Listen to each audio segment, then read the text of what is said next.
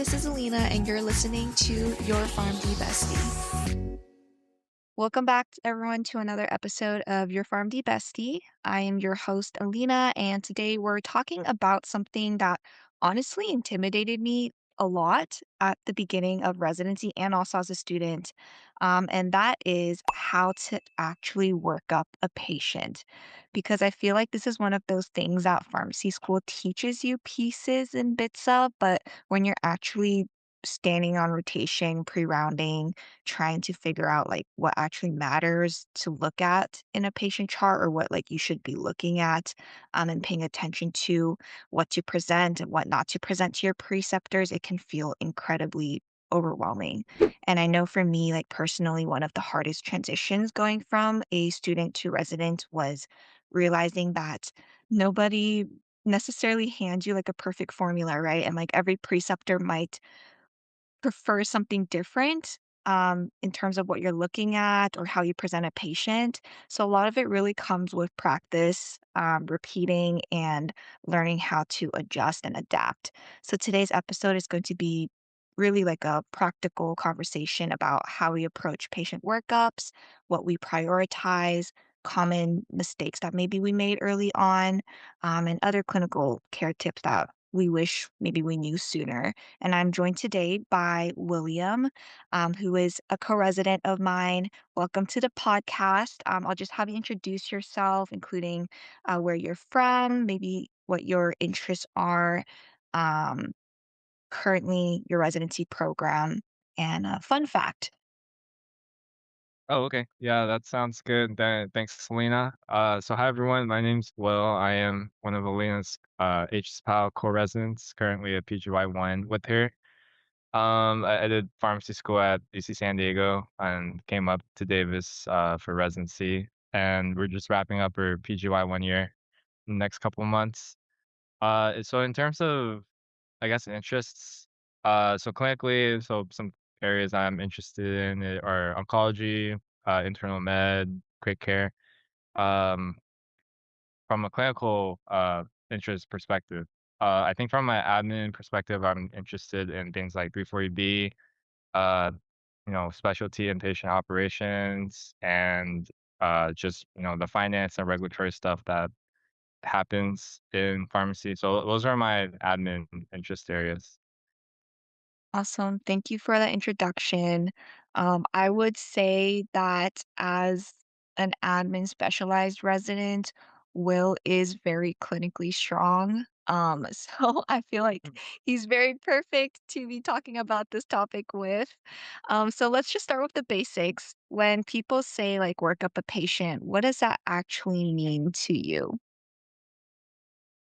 So I guess, yeah, that is a big question in terms of, how to work up a patient, just because, every preceptor has a different idea or way of how to. But for me at least, I think, with first thing I look at is, like chief complaint, why are they here, how long they've been here. Look at the H&P, see the medications they're on, if everything has an indication and, like a rationale for the dosing, the why it's still on, especially Mhm. like antibiotics, why doesn't it have an end time, things like that. So obviously there's, I could go into the little tidbits of what it means to like work up a patient, but I think just from a general overview perspective, those are this is how, like, I approach, a chart when I first look at things. Mhm. So it's a lot of, like, collecting the relevant clinical information and being able to interpret it, assess it, and then, provide, like, the interventions, or anything that might need to be changed or not changed, for that patient, especially for us, like, in regards to their medications. I think, like, early on, I thought patient workup meant I need to know, like, every single detail about this patient, and so when I was first, presenting my patient, it was, like, way too much detail, and I would freak out about not having memorized every single detail about the patient, but I think residency, quickly taught me that it's really not about memorizing everything. It's about like being able to prioritize and know what matters most clinically for that patient. Yeah, I agree. I think, obviously, in school you're taught to, every medication and you wanna go way in depth of every medication, but, we're talking about, like, working up a patient in practice, right? Um, we have to, like, look for the big picture things, and, it'll be nice to and then the purpose of residency, right, is like we get the exposure to different clinical areas, different types of patients, and each patient, like you said, they have a lot of procedures going on every like whatever their outpatient follow-ups are. So there's a lot of subjective and objective data that we kind of have to sort through to see like what's the Mhm. most pertinent and how we kind of triage those things. So yeah. Yeah, I definitely agree with that. So I think that takes us into maybe doing like a walkthrough of what our actual process looks like when we're working up a patient. I know you mentioned you kind of start off with the chief complaint or what the chief concern or reason for admission is. And I feel like we're talking from like a very like inpatient point of view, just so audience members are aware. There is a difference when you're working up like inpatient versus outpatient patients, but we'll focus on like the inpatient side of things. Um, and the reason for like asking why the patient is here, what their chief concern is. I feel like that frames everything else. And then from there, what else do you usually look at to determine maybe like the reason that they're here? Mhm. Um, so yeah, we start off with the chief complaint. That gives an idea about like why they're here, why they're still here. There's their past medical history, so what type of, procedures they've had in the past, what type of, chronic diseases they have, what if they have any um, external devices in them, things like that. So, just pertinent past medical history in relation to their chief complaint. Like if they're here for, let's say, heart failure, if they have a history of, Mm, very robust cardiac history, then that would be the focus of my workup. I also, they would have their secondary, tertiary, so on problems, but their primary problem would be like their, uh, heart failure that they came in for. So, oh yeah, mhm. Oh, sorry. No, I was gonna say, like, I think you bring up a really good point that, like, not every condition may matter equally for every admission. So I like that you talk about like focusing on the main concern and like picking at the pertinent information for that. But yeah, I just wanted to like bring that up, but oh yeah, please all keep good. going. Yeah, feel free to jump in whenever. Um, so because like right now we're just going the step by step, right, of the Mhm, patient workup. I think the next thing to look at would be like, their home meds. Uh so what meds they are on at home and what meds they're on currently in the hospital. And if, the doses are correct based on the med rec. mhm, Um yeah, because obviously like if they say if we say like, they're here for their cardiac issue, um they're likely to also have, a lot of different other types of, like, diabetes. If they have a psych history, we wanna make sure they're continued on those meds, in the hospital too. So, so it's important to, check the med regs, make sure everything is up to date, looks correct, they're being appropriately treated in the hospital too. Um, I think after that, um the labs, the objective data would be an also important component. So if we go by the heart failure example, let's say they have the acute decompensated heart failure, mhm, things I would be looking at, obviously, vital signs, just in general for every patient. Want to make sure their, BP, heart rate, um, oxygen levels, temperature, their afebrile, things like that. They would like those are all things we monitor.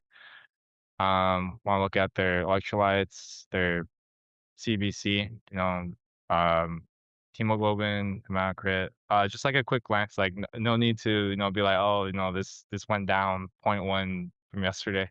Like basically just making sure nothing sticks out. And Mhm. even if something does stick out, like I wouldn't treat it like just based on a number. Um, I think best way to look at it would be sometimes, all these labs, like they're not 100% correct. Sometimes there might be an error. Sometimes like something goes down. Mhm. Um, if there's like a huge hemoglobin drop, let's say 10 to 7, um, a lot of times, it's good to get a repeat just to see like if that's actually their new hemoglobin, especially if they don't have any symptoms of like a GI bleed or anything like Mhm. that. Yeah. Um, yeah, so labs, how to approach looking at labs. Um, so after just looking at all that, then I start checking the notes, see what the medical team and the other care team members have done so far and how their assessment and plans and if I agree with those. Because I mean, I feel like medicine's a gray area in a lot of things. So Mhm. there's multiple correct answers to how to treat certain patients. Some providers have their own style, like they want to give everyone a very specific bowel regimen or whatever, Mhm. But in order to like focus on big picture things, we want to look at their active problems and list them in the pharmacist handoff. You want to put the primary problem on top so whoever looks at that patient next knows like, oh, I should be focusing on that problem. I'll still be looking at other stuff, but that's the main issue. Um, I think and then I guess another thing another way to think about it is if we're approaching it from an inpatient perspective, like the goal for us is to get the patient stable enough to discharge so that their outpatient providers can continue their chronic disease management. Management. Mhm.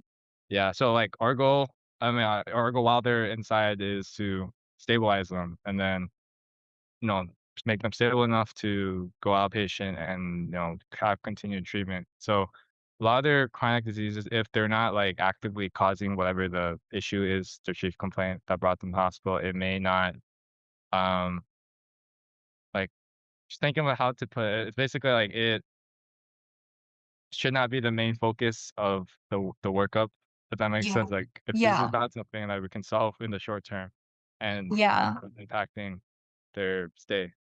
Yeah, I'm definitely hearing like and this is something that a lot of my preceptors have like emphasized in the past, even like in the outpatient setting, like always organized by like problem based and what is top priority all the way down to like even less priority, meaning maybe they're already stable.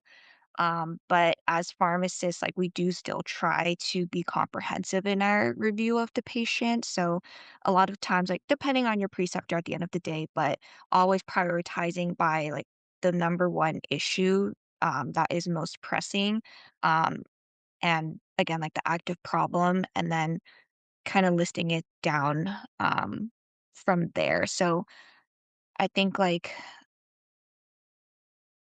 the way I envision organizing the notes, usually, and this is also how I would present is like usually, for example, having this patient came in for an infection, sepsis, that is like number one issue. And then underneath each problem, it's like the assessment, medication related issues, monitoring labs, and then what my plan is for that patient for that specific problem. So I definitely agree with your approach to like that workup like you were mentioning. Mhm. And then, like you said, every preceptor, every pharmacist has their own unique way of how they look at everything. Like, it's very unlikely, if at all, that you're gonna find someone who matches exactly how you work up a patient, right? Um, and So I think, yeah, I think we, went over the step by step for how to like assess the patient from just a workup perspective. I guess we haven't touched on the most important part, like the medication related adjustments or issues. So, um, like I'm not, or I guess like I'm sure you also have your own style in terms of assessing it. But for me, usually, we look at the medication, look at the dose. The dose will give insight into what indication is being used Mhm, for. So, knowing the medication and what indication is a good starting point. Um, Making sure the dosing is appropriate. So we're checking the hepatic and renal function. Lots of drugs are dosed based off of those kidney and liver organs. mhm, Looking at pertinent or the most significant adverse effects. So, like for example, I had a patient when I was on internal med. They were on tacrolimus. They're a kidney transplant patient. Their same creatinine, like typical person is usually like what, like 0.6 to 1. mhm. Theirs was like, like 1.5 or something like that. But y- basically, you know how like we kind of talked about having like not treating just based on one number, treating based on Right, on a trends. trend. Mhm, Yeah. Um, like in that case, they're on tacrolimus. You look at their baseline, it's like 1.3 to 1.5. So they are in their baseline. The tacrolimus does cause nephrotoxicity. So, over time, as they're on that drug for years and years, that will, eventually like keep increasing that serum creatinine over time. So, that would be some of a like as long as the trend doesn't like jump up into like AKI definition, um, I would not be like trying to actively, find a way to decrease that serum creatinine in that moment.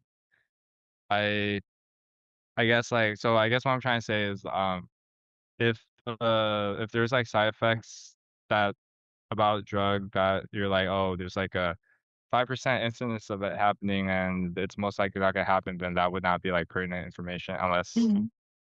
they're experiencing it and then there's literally no other medication they're on that can cause it, then they can maybe be attributed to that. But, and then also, like, safety, but that goes back to the monitoring the bioscience, monitoring Yeah. the adjustments. Yeah, I think definitely, and for like a lot of new learners, this point is very important because I think that it's very helpful for boards as well.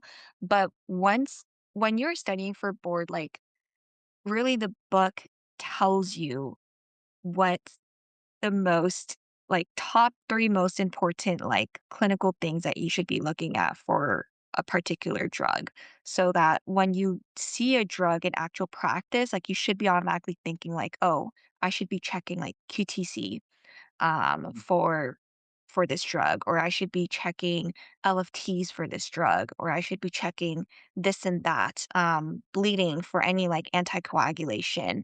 And so like once you get more comfortable, like those are the things that you automatically like just immediately start looking at as like the monitoring parameters for the drug after you've like thought through, is this the appropriate drug for the indication? Is it appropriately dosed? Next, it's thinking about like, is this still right for the patient? Is the patient able to like tolerate it? So just like you mentioned, being able to recognize the monitoring parameters or lab values that actually matter for that particular drug versus not. mhm. Yeah, I agree.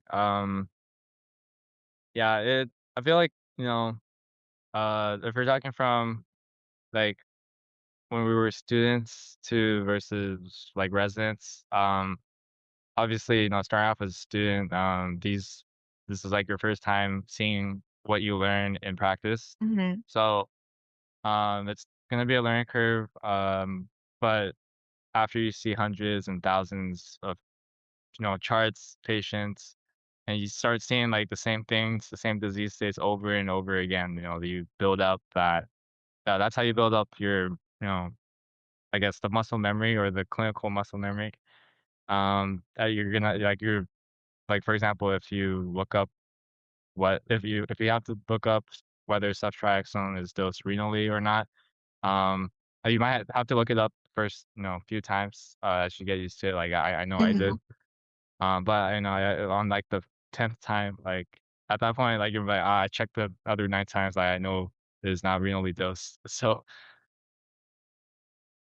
Yeah, it's definitely like it comes with practice.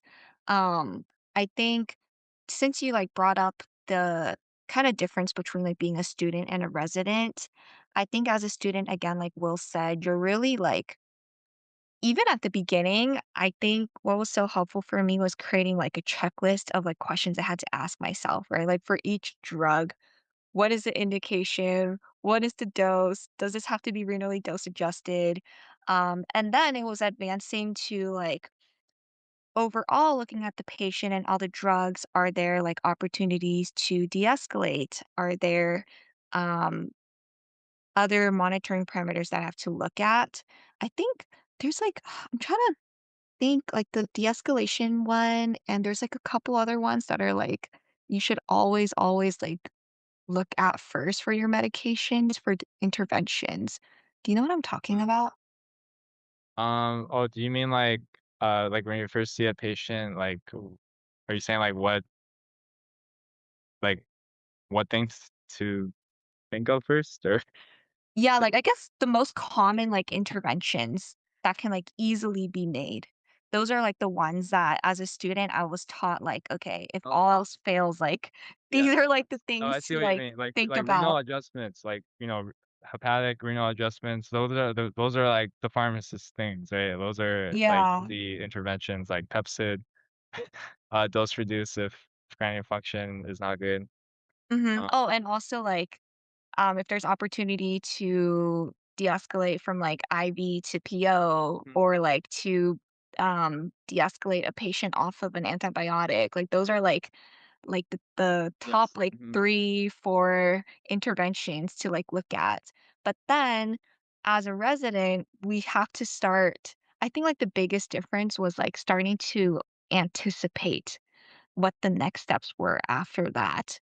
And I feel like that step's very difficult unless your preceptor, like knows how to properly guide you to like critically think and Mhm. be able to like get to that point. But I remember as like a student, it was like, okay, like I figured out that this patient should be on this anticoagulant for like VT prophylaxis, and I chose an anticoagulant.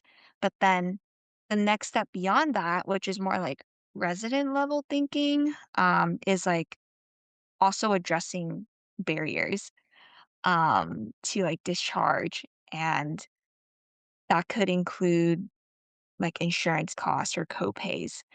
So there's so much to like think about when you're working up a patient and when you're coming up with a plan. Those are just a couple of things that I like wanted to discuss as well in terms of that difference between being a student and a resident.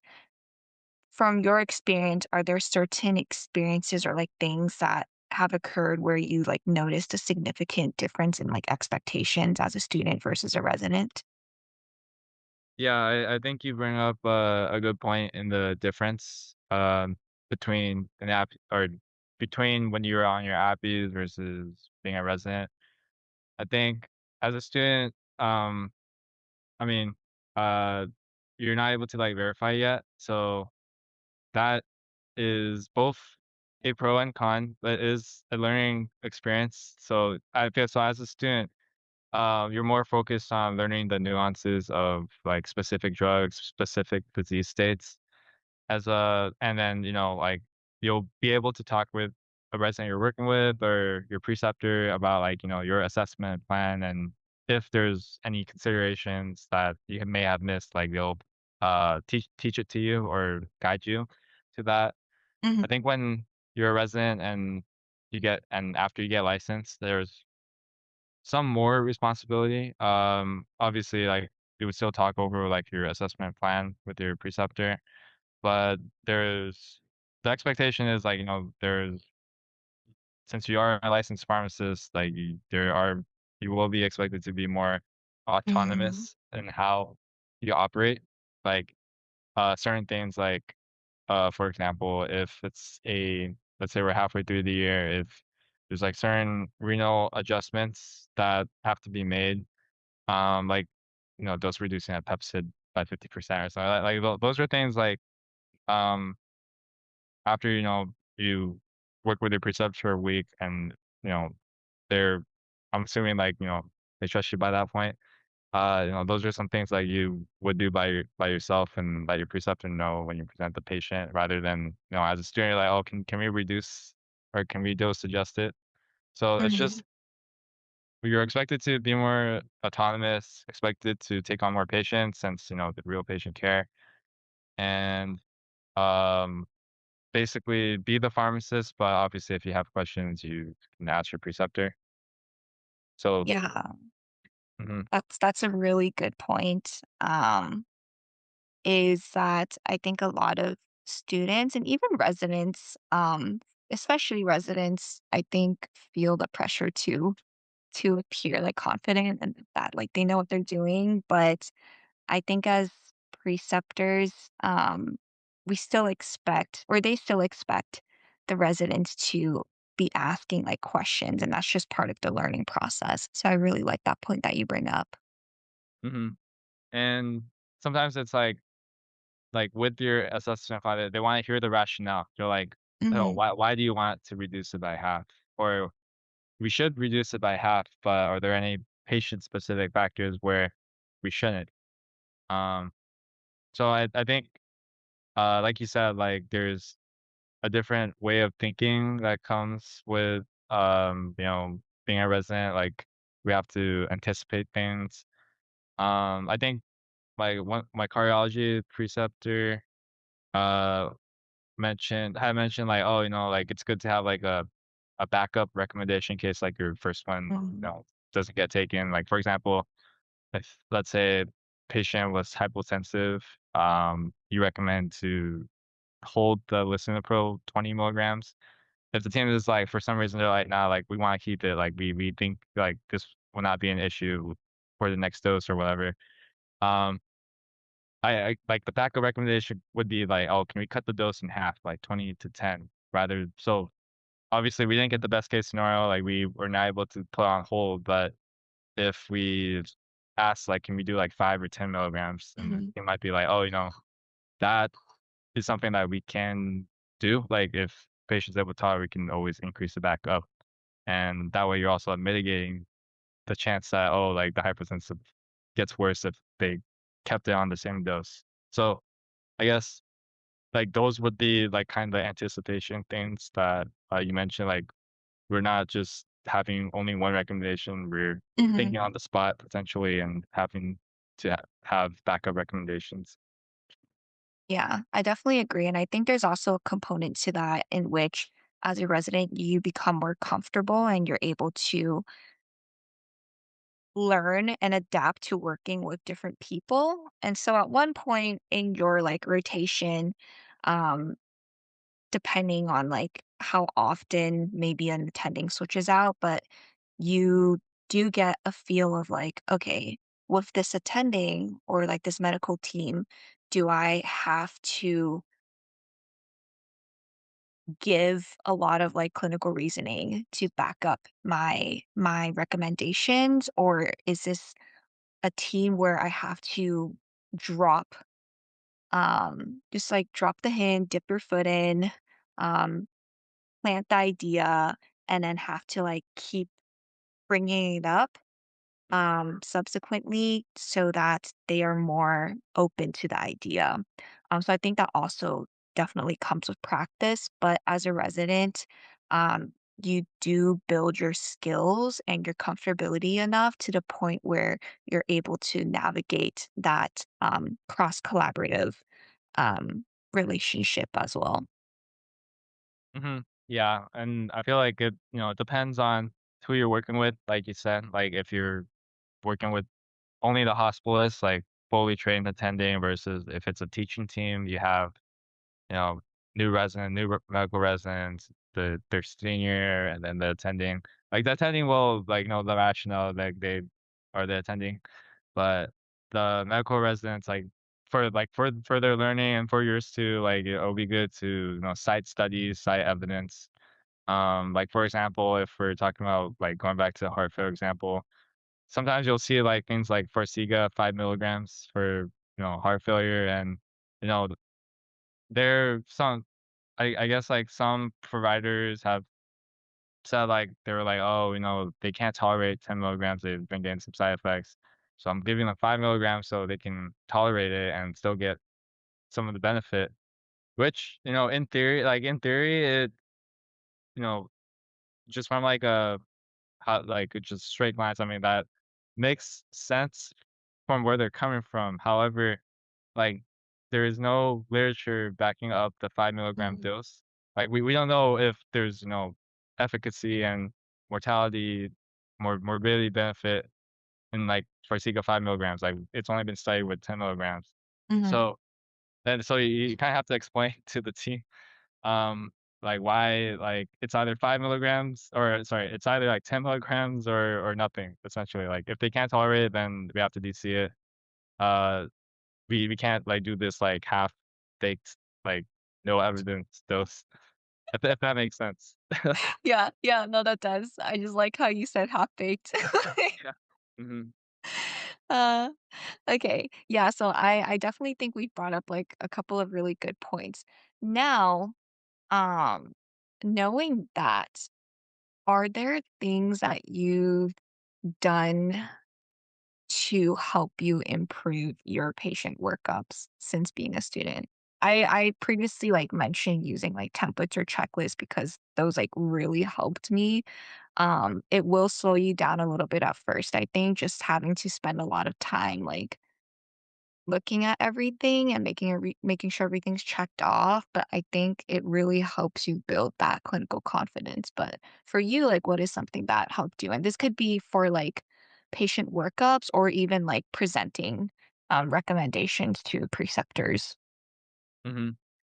Yeah, I think, obviously, I think the where we're taught in school is, the most comprehensive way. It's a starting point, right? But, as you transition from APPEs to being a resident, like, we're taught to there's, like, the SOAP note, right? Subjective, objective, assessment, plan. So for the objective, we start off by writing, like, every single, like, lab, essentially. Like, let's say a heart, like, BP, like, you write down 140 over, like, 90, or something like that, right? And then so Mhm, when you start off in residency, like, you're doing your workups, you're typing in all these numbers, but, um like, what's important is, like, if the BP is elevated, like, you can just type in BP elevated, whoever's, like, checking, or whoever's the next pharmacist, like, they will also be looking at the labs, like, if you just mention BP as elevated, they'll know that you assessed it, and then they'll take a look mhm, themselves. Like, basically finding ways to cut down on, like, the menial work, if that makes sense. mhm, Um So in your workups, I just plain BP elevated, don't put, like, the whole range. If there's and then, for vitals, if only one vital is not within normal limits, just put down, like, let's say, patient on 2 liters, nasal cannula, and then they will know that there's an issue going on with their O2 sat. You can put, like, vitals, all other vitals are normal limits. Like, in that case, it'll be helpful if you say, like, what their baseline oxygen needs are. Like mhm, like, if they've been living on 2 liters nasal cannula, then, like, that's not pertinent, essentially, like, this is their baseline.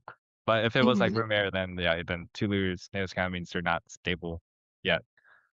Um, so, essentially, just, like, coming down with ways to convey the same information, but keeping the amount of, typing to as less time as possible.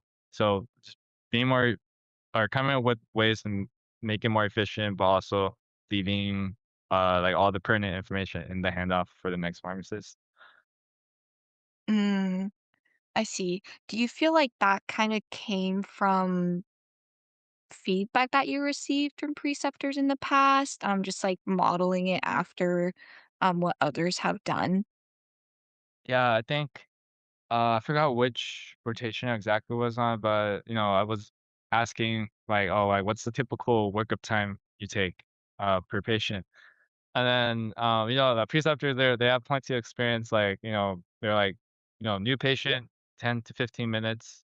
Uh, if it's a patient they've been following, like 3 minutes, like, 3 minutes if there's like no issue going on, like it's just like a day-to-day type of thing. And then I'm like, "Oh, okay, that sounds pretty fast." I'm like, takes like beginning of residence, I was like, no, it takes me like, you know, 25 minutes to do like a new patient, right?" Um, and then I was like, "Okay, like, do you have any tips on like what you do?" And then they were like, "Oh, like, like we mentioned earlier, like if it's like within normal limits, you don't have to put the exact Mm, lab value. Like you can also say electrolytes within normal limits. No need to put like K 4.3 or or something like that. Um, and then like you said, while presenting, so all the stuff like I'm saying right now is how I present too. Like I'm gonna be like, vitals are stable or like they're febrile, but all their vitals are stable. Um, so I list like the pertinent problem and then active problem, and then what relevant labs or subjective, objective stuff is related to that. Like,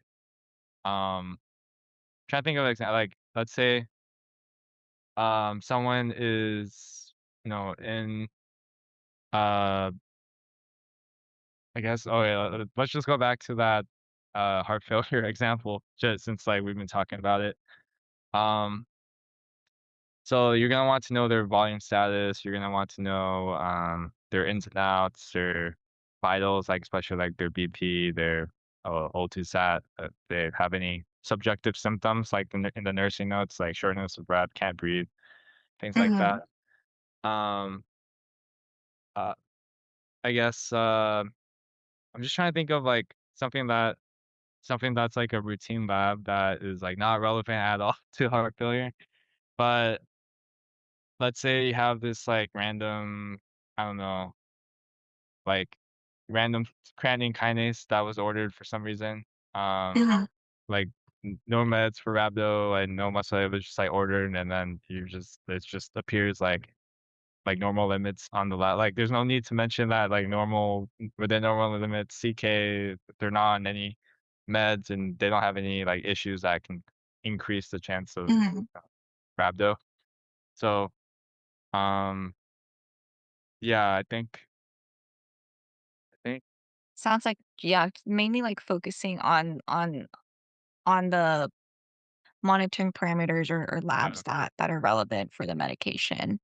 Um, and as you guys can like hear, we've been saying this repeatedly because that is such a big part of the patient workup and also with medications.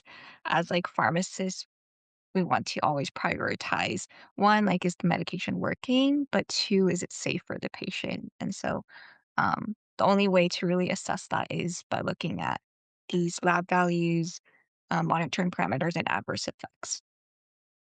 mhm. Thanks for sharing. I think the last portion of of this episode I wanted to go over is just like really rapid fire other clinical tips that maybe we wish we knew earlier. So one of the first questions I had was like, how do you stay organized on busy rotations? Yeah, I think, every rotation is, gonna be the 8 hours, and you're gonna have topic discussions that you'll work on afterwards, and, all those projects, longitudinal projects like research, everything like that going on. For us, we have our MBA classes too. Um, for me, I work out of my Outlook calendar. I So all my meetings, all my stuff I put on there just so if I'm like, hey, like someone's like, hey, do I hang out like 6 p.m. after rotation today? I'll look at it, but I can't have like MBA class or oh, I'm free, you know? So like being organized on a calendar, putting all your stuff, helps you stay organized. I also have a separate list, like a daily to-do list. So I have that categorized in tiers. Like tier one is like must do. I need to finish this today, Mhm, like whatever thing I have. Tier two would be like, okay, like this thing is like coming up due end of the week, but it's not due today. But it's something if I have extra time today, I should work on. If I can knock it out, great. And then tier 3 is, like, the back burner. It's like, "Okay, like, I need to finish this, but, I have a few weeks, like, I'll get to it once I finish all the urgent stuff first." So, I have this daily triage to-do list with my calendar, so that's how I stay organized on top of, whatever rotation I'm on. okay, I see. Yeah, I really like that. I also have, like, a running list of, everything that I have to do that's also prioritized based off of, like, what's most urgent. How would you say you stay organized on rotation? So, like, let's say, for example, you're, like, rounding and then you get a question from the team. You also have a question from, like, a technician, or you have a question from your preceptor about another patient, or you have to, like, but then you also remember that you have to, like, do discharge counseling for a separate patient. Like, how do you stay organized and make sure that you don't forget something? It's definitely happened to me before. Mm. Yeah, I mean, the examples you provide, I mean, those will happen, right? Like, that's sounds like a typical day, on, like, internal med. Um Yeah, so I think, uh, well, in this case, like the best way to do it would be based off of urgency. Um, so like the discharge counseling, like you mentioned, like when is the patient discharging? Are they discharging today? Like when, like what time? If it's like not now, if it's like later in the afternoon, then okay, like yeah, you have time. If the Mhm, medical team, if they have a urgent question about like you know, like they're like, oh, we just got a call, a patient has a PE. We wanna start this heparin drip, like, I need help with the dosing, then, like, that takes priority over, like, discharge counseling when the patient's gonna be here for another 4 hours. Um, and in terms of how to triage, like, like you said, you get multiple messages from your preceptors, from your, um, what's it called, other team members. If, mhm, like, let's say you're working on that heparin drip, and the preceptor just has, like, "Oh, I wanna know your rationale for, like, this thing that you did earlier, you can let them know like, "Hey, like, I'm working on a heparin drip for this, this is what I want to do. FYI that I will get back to you, but, like, after I finish the heparin drip." So that way they're like, "Oh, okay, like, I know they're working on it, mhm, they will get to me after." And also letting the non-urgent questions that the other team members are asking be like, "Okay, like, I'll get to you next after I finish, like, helping with the heparin drip." So mhm, essentially, like, communicating with everyone, I feel like that's the easy way, right? 10 seconds, a message, you just send them, "Hey, like, I'll help you after I finish the current thing I'm working on, or I'll get back to you, like, ASAP," essentially. So that way they're not, like, left hanging, and then they know, like, oh, like, you have something urgent that you need to finish. So just, like, the communication first so mhm. that all parties know, and then that way you can also take a step back and, think for a few seconds about how to best, address each thing that comes up. Yeah, I really like that. I would say, like, as a new resident, or, like, student on rotations, like, utilize the systems you have and, like, the resources, right? Like, tools. If you need to create a checklist, and, like, write everything down that comes up, like, please do that just so you don't forget. But the thing next best thing I or next best most important thing I think is the communication aspect, and just making sure that everyone is on the same page. A lot of times, like, even, as a resident, yes, like, I think I'm better at, being proactive and, like, letting my preceptor know, like, initiating, like, "Hey, like, I just got off rounds and I'm working on addressing this question from the team. I will get to like the note later, or like I will get back to your question later. Like I'm currently on rounds. I think that really helps to triage, and it gives you, like Will said, like it gives you that space and time to address what you need to, and then move on to like the next item on your list. And that really helps to help you stay organized, and it can also help you create some buffer, especially when you're feeling overwhelmed or behind. I think also as a student and resident, being honest with your preceptor too about how you're feeling or like how you're handling the task is important, just so they know how to um, tailor the rotation, or how they can find different ways to help you get better or get to where you need to be. And that will overall, in the long run, also help you build that clinical confidence and efficiency as well. Yeah, I agree. Like, if you happen to be overwhelmed, like definitely let your preceptor know. So, that way, they'll be able to help, step in, help give you some guidance on some tips to, potentially triage different issues, how they would approach different issues. And, you can take bits and pieces that you like from their approach to be your approach. Um, and then sometimes like, if you actually have like a lot of stuff going on, let's say you have a heparin drip and then you have this like warfarin rec and a Vanco dose that you need to adjust and like, just everything. Um, and then like, hey, like I can't finish this within 30 minutes. It's okay to, like you said, like tell the preceptor, okay, I have these three things going on. Um, like I would then the heparin drip's the most urgent. Can you help me with this? Can you help me look at the Vanco dosing? Like I'll, come up with my assessment plan to tell you. But then are you able to like help me in this like next 30 minutes so we can give the dose on time and Hmm. patient care isn't affected, right? So that way they're like, okay, like, obviously like we're prioritizing the patient care, but also you're, still saying that, I'm gonna do the work and I'm gonna get back to you on like what my plan was going to be. But so like you said, just the communication, letting your preceptor know, anything that you're overwhelmed with so it doesn't, affect patient continuity of care. Hmm. Yeah, definitely. Well, I think that takes us to the end of the episode. So just to close it off, I think one of the biggest takeaways from today's episode for me was really being able to solidify that working up a patient is a skill that you learn and develop over time. It's not something that you're just innately born with. That talent too. Nobody starts residency or really like Yeah.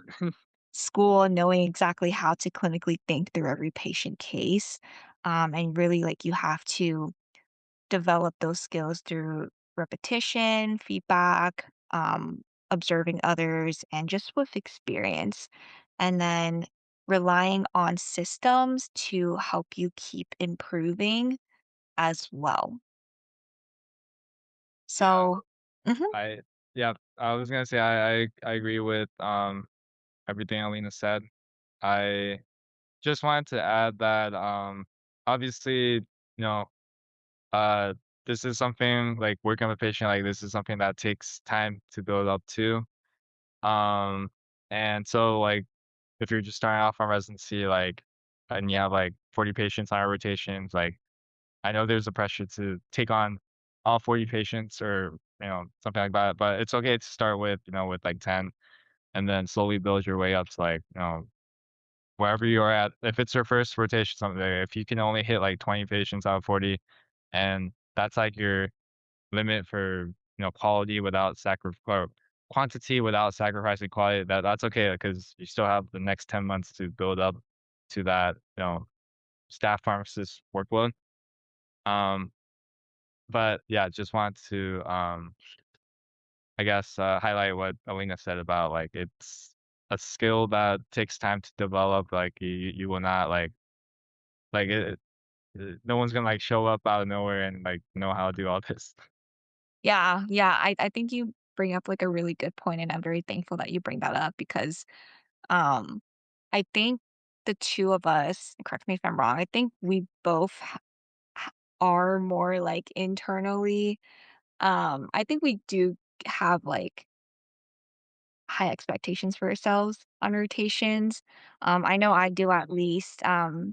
And like even if it's like a completely new rotation, something I've never learned before, like I internally like expect myself to be able to understand everything and do everything on my own by like the end of the first week. But that's just not like the reality of things. And so even as a resident who was about to finish my first year of residency, like, I'm still struggling and, like, learning to be gentle with myself and, like, understand my limits, and so, just wanna piggyback off of what Will said, like, this is definitely, like, a takes a lot of time to work up to that point.